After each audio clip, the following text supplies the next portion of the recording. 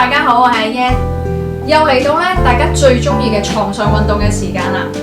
今日想同大家做一套好簡單嘅下半身嘅運動。有啲日子我哋會覺得好疲倦，唔想去做一啲好劇烈啦或者好複雜嘅workout。希望呢套運動可以幫助大家喺疲倦嘅日子都一樣可以舒展我哋嘅身體。尤其是我哋坐咗喺度成日啦，我哋嘅下半身其實都會好疲勞嘅，只係需要你瞓覺之前嘅5分鐘，我哋就可以好好咁鍛鍊我哋嘅下身噶啦。透過呢5分鐘唔單止去鍛鍊我哋嘅身體，更加調整我哋嘅生活，調整我哋嘅心情。一齊開始啦！